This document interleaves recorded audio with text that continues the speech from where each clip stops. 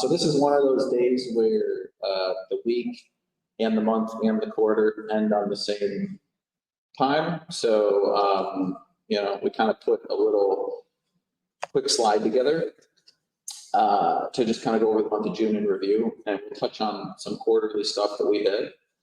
And then we're going to go over construction draws, because I think it's a topic that can benefit everyone.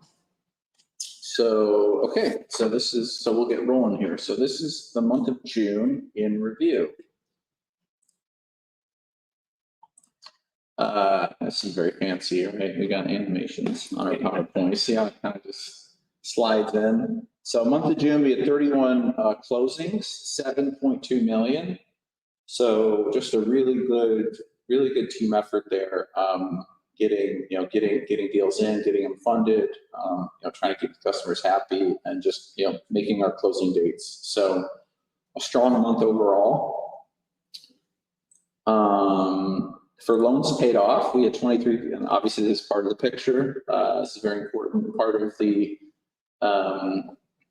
business. If we're not getting loans paid off, we can't do future loans. So for loans paid off, we had 23 for 5.7 million. Here's a deal highlight we had. I had to throw this in because this is our first closing in Royal Oak. That's my hometown. So that's where I grew up. So I just kind of played favorites there and pulled this one in. But, Detroit's not the best. We don't necessarily want Detroit deal flow to dominate our balance sheet, but the suburbs are actually pretty nice in Southeast Michigan. So, we're willing to fund deals like this. This loan was 368, heavy construction. I think they were adding a bedroom or bathroom, something of that nature. Exit strategy was a fix and flip. This was Ivana and account executive Evan Wilson. This is deal highlight number 2. This one I highlighted because it's close to home in Tampa. And this was a loan of 254, again, fix and flip. This was a simple fix and flip, standard construction loan. Andy Dawkins, longtime friend of ours, and closed by Tarco. So that's highlight number 2. Really strong loan there. I think, excuse me. This one, I think he was buying it for 3 and change, and the as-is value came in at, I think, 400. So it was a very, very strong deal. And we got deal highlight number 3. Okay, this is a ground up in Auburndale. Loan amount was 220. Ground up construction. Exit strategy was sell. This customer, I've known him for a while. This is Eddie Laster. He's paid us back a bunch of times. He's built a lot of homes. He's great to the servicing team. Good to our processing team. So, wanted to highlight another one of his projects, and hopefully there will be many more in the future. This one was closed by Jason Borger. So good job, guys. Thank you. So here, in the spirit of the Olympics, we did our best job to do a podium. So watch this animation. Woo! That's good. Makes a sound effect. Yeah. Woo! So we wanted to highlight our sales leaders who had a lot of pre-approvals in June. As a reminder, do we have those trophies? I have trophies. All right. Anyway, first place gets a trophy. It's solid gold. Wait, this one? Pre-approved. There we go. I don't know if they can see me, but first place gets this and $1,000. Second place gets 500. Third place, you get honorable mention and some claps. So, third place last month, Jamie Creamer with 7.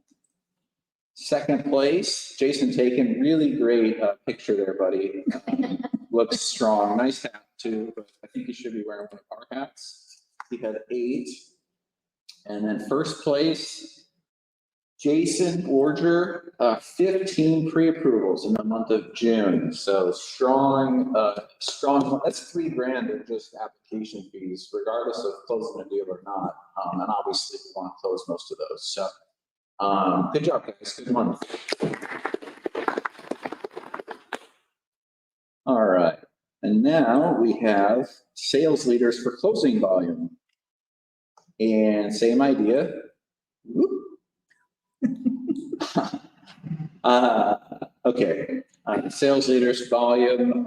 This is not closing units. We switched at the start of the year from closing units to closed volume. So if you had 5 closings, small amounts, but someone had 4 closings, big amounts, the volume is where we give the award here. Because we figure the pre-approvals cover the units, so it kind of evens out. So third place, sales leaders. Jason closed $660,000 in June. Second place, Jason Borger closed $779,000 in June. And first place, very handsome, Evan Wilson closed $2.75 million in volume by himself in June. So good job, sales leader.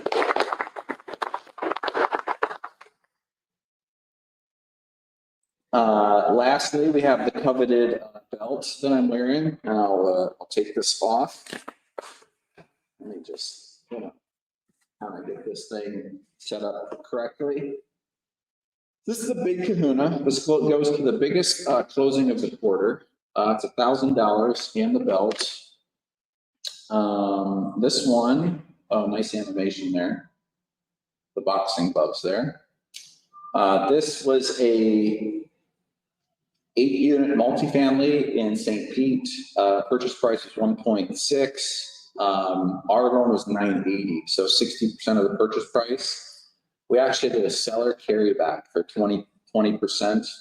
The borrower put in the final 20% on a reverse 1031 exchange, which basically means they get to defer their capital gains tax for 6 months. So other properties they sell, they can go through an exchange company, put it towards that deal, and defer capital gains from the properties they sell into this property.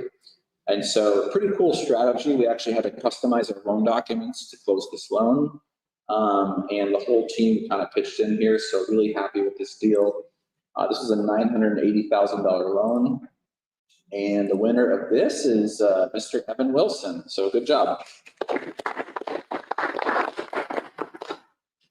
All right, couple of things. Oh, I can't read the chat, so maybe you guys can, if it's like something important, you can just interrupt me. So in the news, we just had Heather and Kate at Quest Expo. You can see our booth there. We are leveling up our booth game. We are iterating new things. And so I remember the first booths we did, the graphics were beautiful, but they were floor to ceiling, and so you can't see anything at your ankle level. So anyway, we kind of we're developing our booth game here. You can see that the backdrop's a lot nicer. It's eye level. It's got a QR code, goes to our link tree, so pretty fancy stuff there. And we've got chip clips and T-shirts. So what more could you want? So we have 2 new people joining our team. Tyler will be joining our team for our data position. So he's going to help us kind of be organized as a company. We have everyone sort of in their own part of the assembly line, working on their own systems. And sometimes one person understands a number, but in a different part, it doesn't make as much sense. And so the goal of this position is to have us working more effectively and efficiently as a cohesive unit. And then we have Bree joining as well to help the servicing team with a very much needed extra set of hands. So I think you guys will see, maybe just quicker draws or quicker payoffs, extensions, that sort of thing. So an extra pair of hands can help out in the back office there. And then the last thing is credit event seasoning. So I'm updating this. I've had enough people complain about someone who had one bankruptcy in 1994 and how we shouldn't adjust their leverage, this and that. So I'm officially taking your advice. So we've adjusted our credit event seasoning table. This will be in effect for new loans that are qualified, starting, so not like deals halfway through processing, but qualifications in July. This is going to be a little bit hard to enforce because basically what we're going to do is we're not going to ding the leverage for one credit event that was over 10 years ago. So they're going to get one pass. So a single isolated BK in the 90s, you're going to get a pass. Where this is going to get a little bit tricky is if they have if they have a list pendants and then a BK because of that LP, and then maybe another BK because they changed the type of filing they were doing. So it's going to hit our background report on 3 things, but it's one hardship. So we're just going to have to talk through scenarios like that. I'm thinking what we're going to land on is if all of the credit events are within a 24-month span, we will call that like one incident. But for example, if you had a BK in 98 and another BK in 2010, you're still getting the leverage hit, okay? So if you have any questions on that, reach out to me, please. So we're gonna update the way we look at background and the way it affects our data tape. And of course, this week's July 4th, so if you have a closing on the 5th, try to get cleared on the 3rd, enjoy your time off. And then lastly, in the news, continued, we hit our office goal of 15 million, our tier 1 goal. So this is the graph of our second quarter. We almost hit the tier 2 goal. So the tier 1 goal is 15 million. Tier 2 goal is 20, tier 3 goal is 25. Because we hit the tier 1 goal, everyone on the team gets $750 on the next paycheck. So good job, guys. Nice quarter. We are raising the bar though. So what's going to happen is this tier 1 goal is going to go to 17.5. And the tier 2 and 3 are going to stay where they're at until we hit them. So basically it's going to like halfway, right? And then if we hit it again, that would go to 20. And so really we would have 20 and 25 and that'd be it. But if we hit the 20, then that would go up and this sort of kind of, it's like a ladder, right? But anyway, next month, 17.5, 20, and 25, and hopefully we can hit the 20, maybe make a run at the 25. This is a link tree we created. We're going to be adding to it, resources for your customers, for you guys, for investors, that sort of thing. And now I'm going to talk on construction draws, which is our special topic for today. So, and I hope someone's monitoring if there's questions on chat or whatever. So I got you. yeah, thank you. Whoops, how do I get to the whiteboard? I'm going to go into here and we're going to go whiteboarding.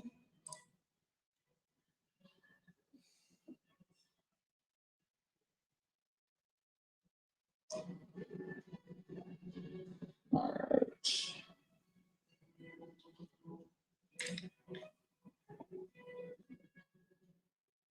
I'm gonna have to put it up. Yeah. Yeah. All right.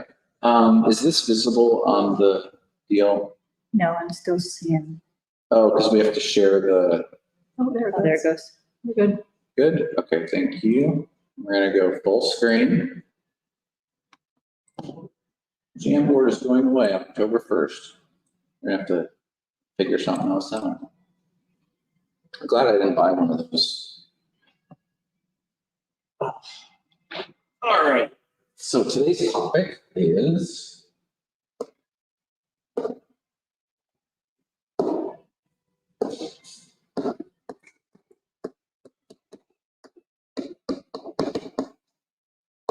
Construction Oh, there it goes. It's got it. draws. First thing we did here, we actually changed the way we do construction. We moved, we're trying to move into the cloud for getting budgets approved. My hope is that it's going to be a better experience for the borrower and for our back office. You know, by emailing a template, them filling it out, them attaching us downloading it, sending it to our service team reviewing it, attaching it, and we download it, send it back to comments. If you do this for 2 or 3 rounds, it's very, I think it's a process that is not very pleasant for the borrower or for anyone on our team, really. So we moved our budget reviews into the cloud. If we can get everyone's cooperation on trying to use Google Sheets as much as possible till we have an approved final budget. And that way, if there's ever like a friction point, I can just click in and see it right away. It's pretty cool. But anyway, I wanted to take a minute to talk to you guys about draws and sort of the way we process that and sort of all that that entails. Okay, so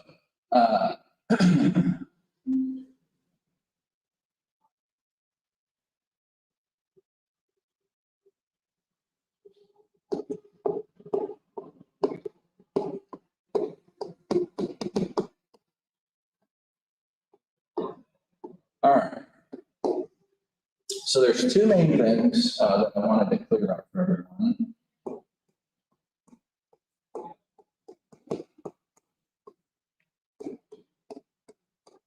So we track 2 things. We track construction budget and construction reserve. And a lot of our borrowers don't know the difference between these 2 things. Alan says it's hard to We see. zoom in. Oh, yeah, can you guys zoom in on that? It's right. Also, this is shared on Google Meet. I think it's one of the other, if you're on Google Meet, it's going to be one of the other tabs. But if you're live streamed and you see the camera, that's a good point. We should zoom in. So a lot of our borrowers don't know the difference between construction budget, construction reserve, presumably if they've never done a deal before. Okay. So we're going to just go ahead and define what these are.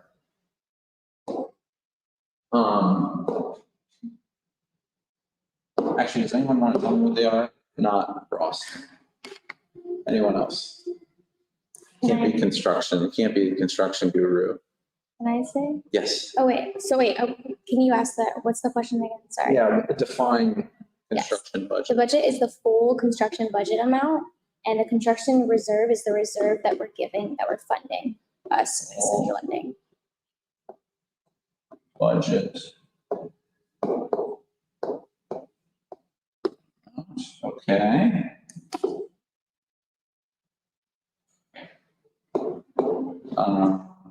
And what's this one? Jason Boyer answered it. Oh, he did? What did he How say? much they can draw. He said the reserve is how much they can draw. How much more? Okay. Well, yeah, I guess in the big picture, it's true. They can't draw any of it on day one, but, It's the amount of the budget we're funding. yeah, I kind of like that definition more. Amount of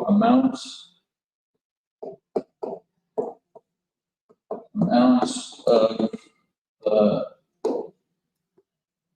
budget we are funding. Okay. Full budget amount to finish this project. Okay. So this is the full budget amount to finish the project. And on the right, it's the amount of the budget we are funding.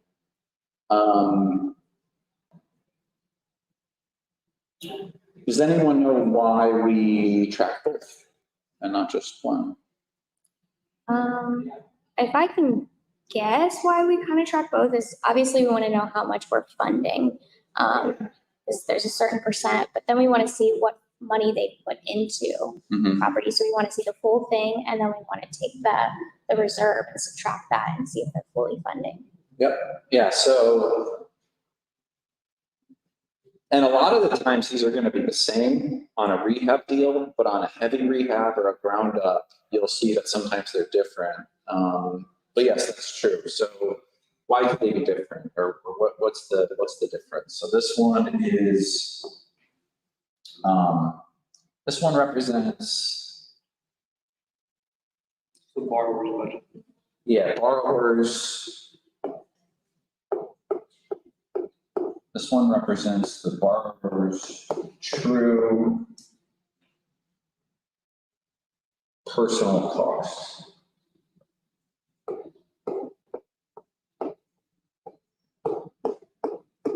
And I'm gonna put true in air quotes because we know what people like to do with their budgets. But theoretically, it is supposed to be the borrower's true personal cost. And then this is gonna be the lender's intended advance.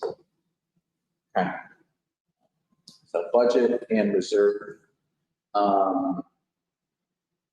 And so it's important to have both. We, on our draw team, and on our servicing team, we're gonna be paying more attention to the one on the right. But capital markets and our borrower are gonna be paying attention to both, and especially the one on the left. The one on the left also tells us if the deal is viable. This one tells us if the deal is viable. Or we'll just go in. So this one.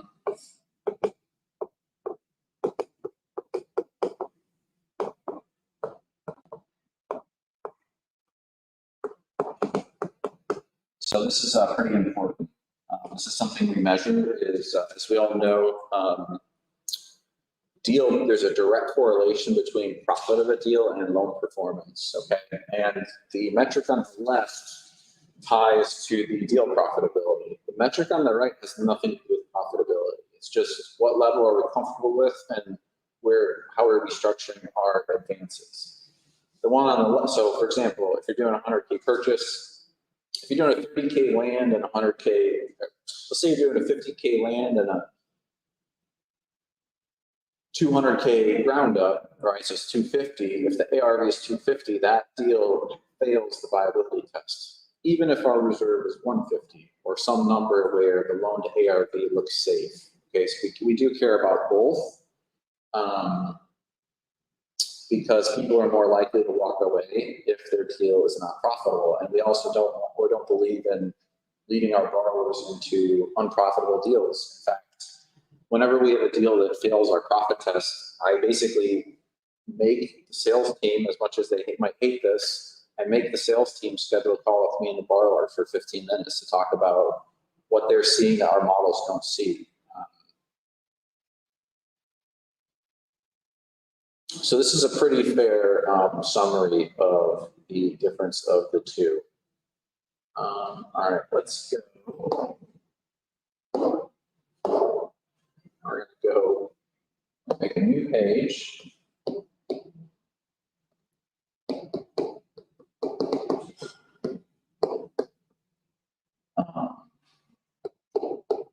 I wish I could just copy the top. Oh, well. This is budget. This is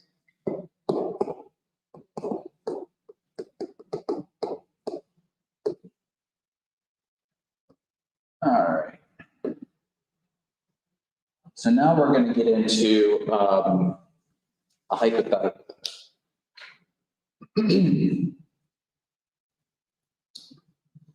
So let's say that we are doing a budget, and let's say I'm just going to put some numbers in here. So let's say the roof is 10,000, and the AC is, I'm using easy numbers because I don't want to screw up the math. And let's say the kitchen is 10 let's say the paint, right, is 5, and then let's go flooring.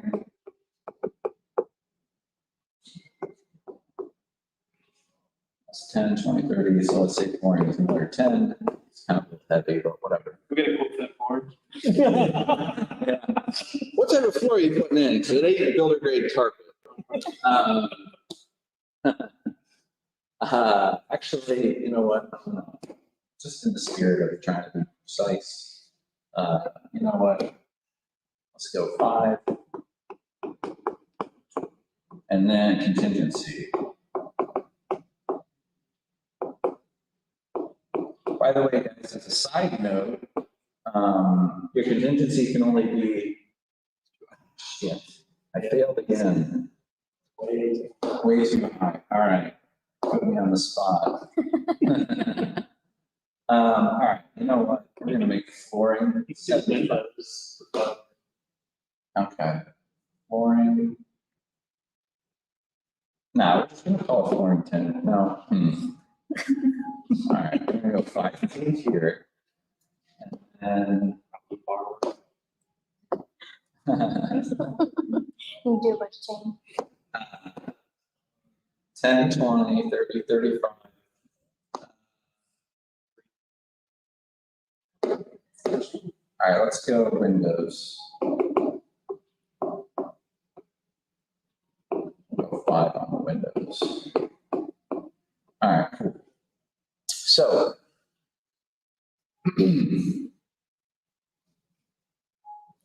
I'm going to show you guys something kind of cool. Okay, so in this example, let's say the budget is at 20, 30, 40K. So in this example, let's say the budget equals 40,000. And let's say that whatever, however we came up with it, let's say central lending's guidelines. Let's say the reserve is 30. Okay.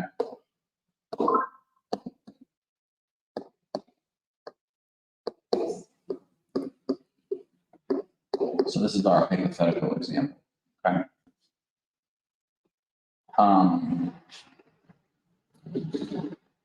Heard a bubble, is that a chat thing or? Oh, it was for me. Oh, okay. Let me just, before I get into this, let me just catch up on questions. Okay, good deal.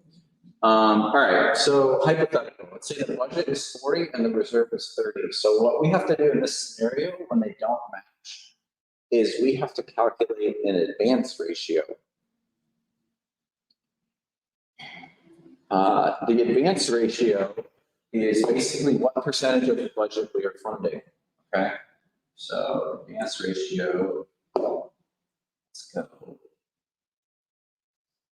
Yep. Let's do that. Anyone know what the advance ratio would be here?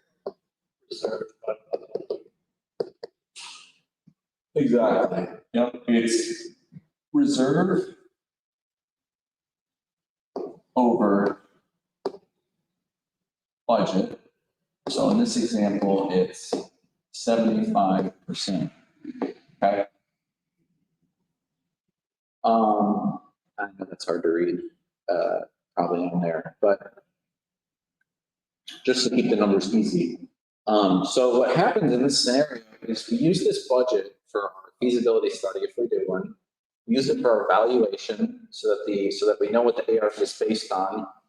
We use the budget for the liquidity test to make sure the borrower actually has enough money to finish their deal. But then when we go to print loan documents, we actually need to kind of reference both because we need to tell the borrower, hey, we know you're spending X, but we're only funding Y. Okay, and that's where this gets a little bit more complicated. So there's 2 ways in this industry that construction reserves are typically advanced. So I'm going to go over equity first.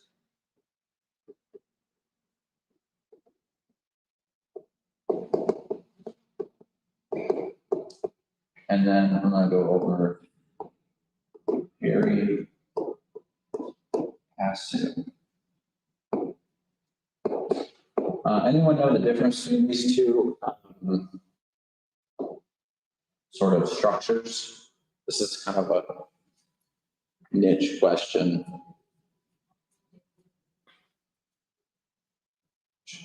Okay. So equity first is actually very important to know because we might switch to this. Especially if our sales team doesn't understand the difference and doesn't articulate it to the borrowers. Equity first is actually a better structure for us. And it's kind of a zero-sum game because it's arguably less advantageous to the borrower.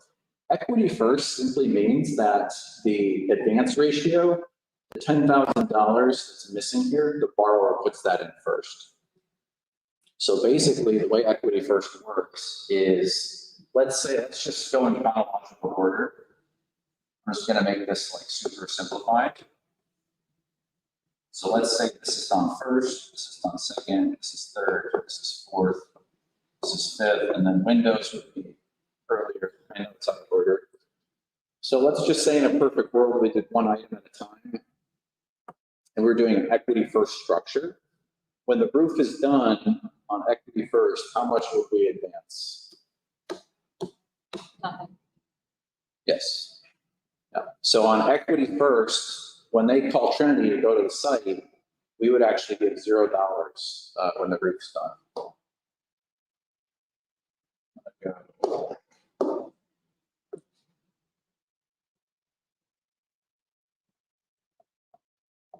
Zero.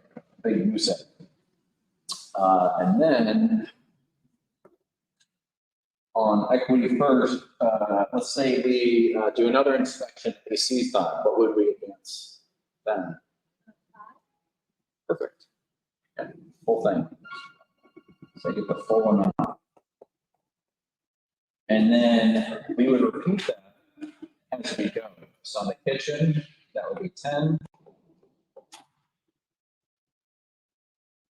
When the paint is done, that would be 5.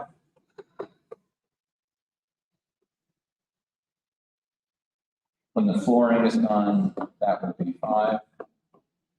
And when the windows are done, that would be another 5. So, the total, this is 10, 20, 30K.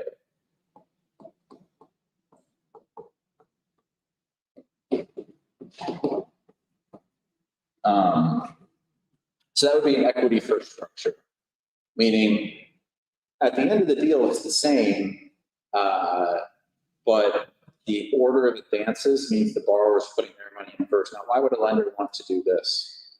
Why do some lenders want to do this? It's less risky for us. Yeah, it's less risky for us, yeah.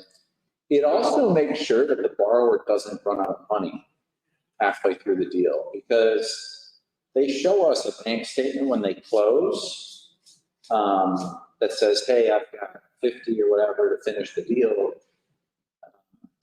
But that might change throughout the life of the loan. So by doing equity first, you put their part in when they have the money, and then obviously we have the money for our piece, and it kind of stays on schedule.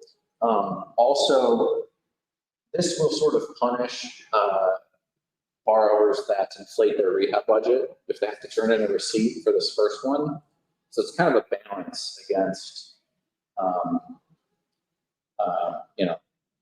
sort of budget inflation, that sort of thing. Okay, the other way you can do reserves is you can advance pari passu, which just means on par. Pari passu just means on par. It means your part and my part together in, on equal footing, I think is what it means. So on a pari passu reserve, what do we advance for unit number 1?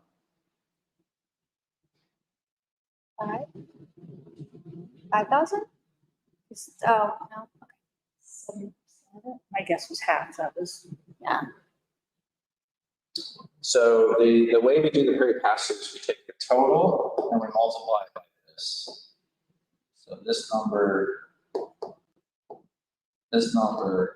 times that number. So 7,500.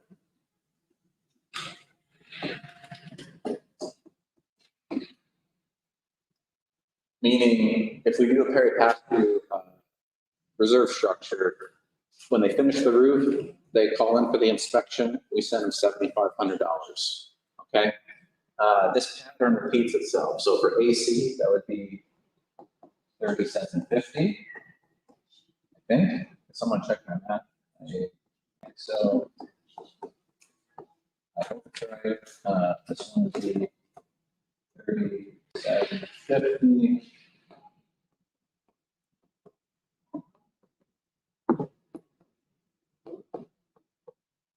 And then what you'll notice is at the bottom, it should be the same. It should also be 30K.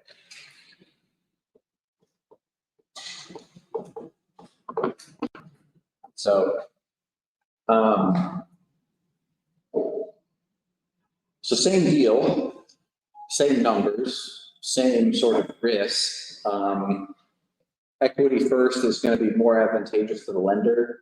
Peri pass is going to be more advantageous to a borrower generally and for their liquidity. But if they go spend their money and they don't have their part of these final line items, then they can actually get in trouble if they don't properly budget for that. So it's important to understand this concept because in our market, it's split between lenders doing it both ways. I actually think equity first is probably a little more popular. It's something we will switch to if we're not winning deals off equity first lenders, we're just going to switch to that because it's safer.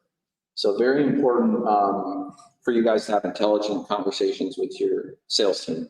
Have intelligent conversations with your borrowers, explain both, explain the difference, and just, whenever they ask about draws, this is kind of how it works. This only applies if the budget and the reserve are different, okay? Which is pretty rare. So this is kind of a poor example because I overly simplified it. Budget and reserve are going to be the same on a rehab like this. We only see a difference on roundups or extremely heavy rehab. So I used an example that was simple just to show the numbers, but this wouldn't actually happen in a budget where there were 6 line items for 40K. So, so does that make sense? How we would, so currently we're doing peri pass-through. So let's just say that the borrower is, let's say that just for example,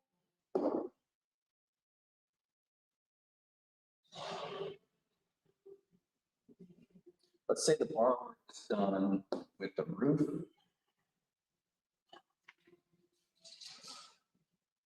the AC, and the kitchen, and we're doing equity first. How much money do they get?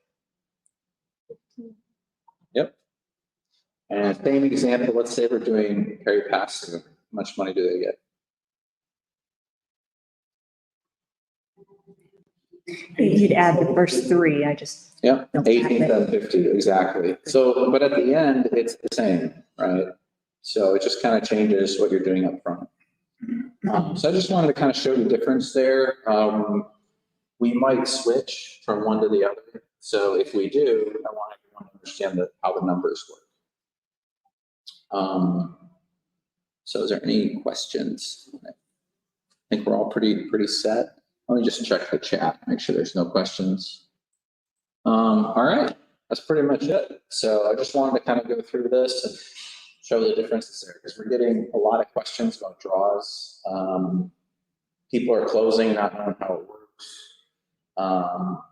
Important to also note that we only, I'm just going to also going to just show, what do we put on the term sheet? There's a couple of points on there. Reminder that we don't fund anything that hasn't been completed. Only funds completed work. So, important. So we only fund completed work. So a deposit, deposit to handyman. What do you guys think? Check mark, good, or X? No, Thanks. X. Okay, this is gonna be a big X. Let's see, let's, shoot, I gave it away. Countertop. Countertops, installed. Yeah. Good. Let's do, flooring. Flooring purchase.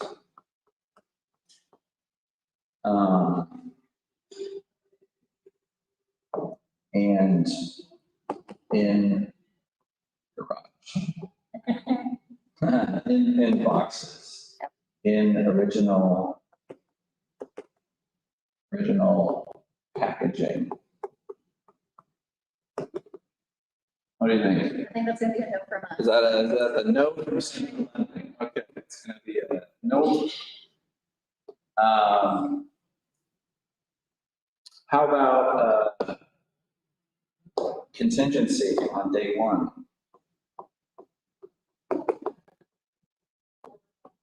Contingency, right away. Actually, you know what, that's too easy. Let's do a trickier one. Let's do a demo.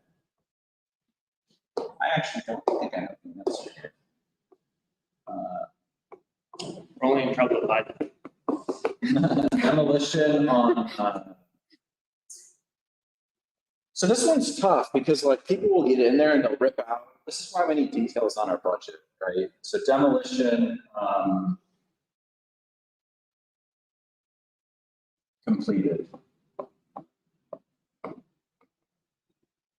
So this one gives me trouble because let's say they ripped out all the cabinets, countertops, everything's going, but we have a line item for dumpsters usually, and that's separate. So how do we separate? Do we, there's a question, I actually don't know.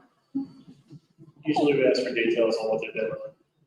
That way, if they're put like demo, and it's like a kitchen, but they do the demo, and they take out the drywall and stuff, they don't know the difference of what they're actually doing. Yeah, so demo is interesting to me. So obviously the demo being done is fine, it's detailed. The part where I have trouble is we'll have like $3,000 for dumpsters, and you figure it's 3 or 4 trips throughout the duration of the project. You really don't know how many you've had so far. So actually, I'm going to call it dumpster. So let's call it demo complete. Go green here. Go sure. That's good. Dumpster fee almost needs to be a set of Soft details cost. on demo. It's almost more useful on a borrower budget than it is on our own budget. I think Larry had it. We had a dumpster. Yeah, so we get this a lot too, where the dumpster, they'll put, $2,000, $3,000, $4,000 for dumpsters throughout the duration of the project. Typically, we call that a soft cost, and we advance it based on the completion of the rest of the project. However, if you make a case for why you're going to use your 3 dumpster loads during the demo phase and not throughout the rest of the project, or you have receipts, that kind of thing, maybe there's room to work with you there. So, only from the completed work, and it's not free, right? There's a $295 fee. It's a lot of work to do these draws. We have to pay someone to go to the site. We have to do a progress report. We have to evaluate the progress. We have to update the loan file. We have to update the loan servicer. We have to wire the funds and pay the wire fee. And we have to do an accounting entry. So this is a lot of work. We really want draws to be at least 5,000 or more. If you're requesting a draw of 2,000 or 3,000, I gotta ask myself, is that one in trouble?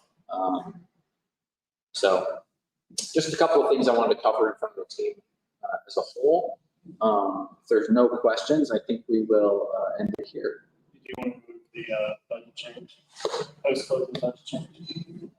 Oh, I mean, we just want to avoid them. Yeah. We can cover changes. Budget.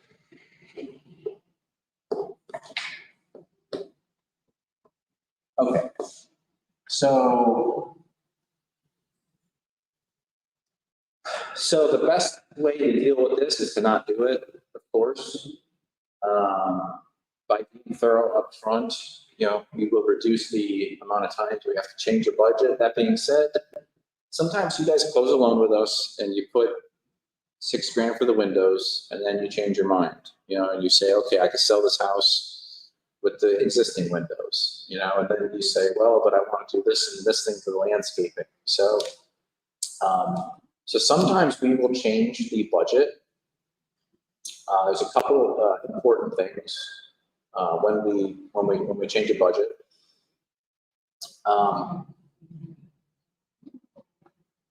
I guess details matter.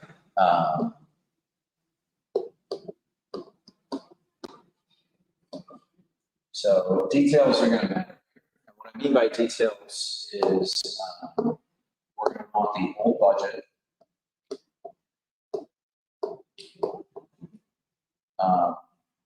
Then we're going to want to know and what's completed.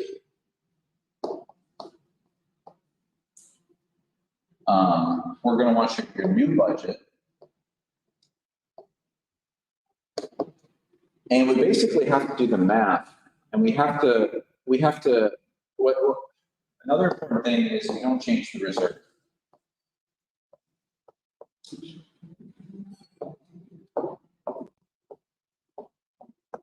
This is very important. It's another thing that people get wrong. So a lot of people will send us a change because they think, oh, I didn't realize we needed a new roof. Now we do. So if I just, email the lender, they'll just wire me money for this roof. It's not really that simple. We recorded loan documents with a very specific amount allocated to each line item. Even if you do a change order, we're going to keep the reserve the same. We're just going to reallocate dollars. So let's say that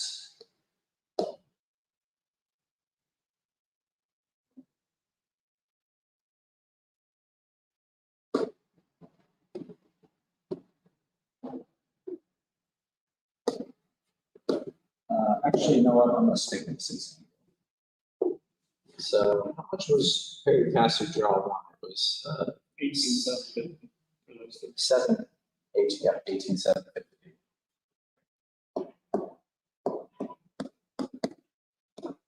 So let's stick with our hypothetical here. Let's say the borrower,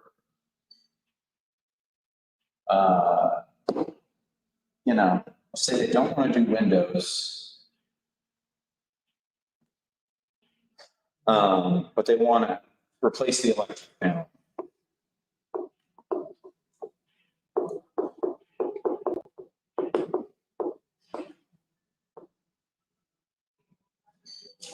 And let's say replacing the electric panel costs $10,000. Okay, just so we can really mess up the math. So if you just tell us, hey, we're not doing windows, we are doing an electric panel, and it's 10 grand, and you finish it and you send us the proof that it's done, we don't just wire 10 grand. We basically have to take the reserve of 30 minus 18,750, which is 11,250.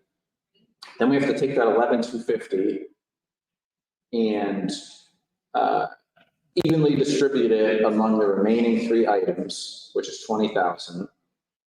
And then you get a new advance ratio of 61. I don't know the math, but it's like 60%. So basically, you'd end up getting, we would have to redo this calculation up here for your new budget, keeping the reserve the same. And so when you finish your electric panel, you're not getting a $10,000 wire. You're getting a wire of the uncompleted items over the remaining construction reserve. Whatever that is, I don't know the total. I'm not gonna embarrass myself, trying to do mental math, but you don't get 10 grand, you get like 6. So if you're going over budget, again, we're not just funding you 100 cents on the dollar for all these new things that come up. We have to keep it within our original construction reserve. So a lot of times, I hate to say it, but it's actually gonna be quicker sticking with your original plan.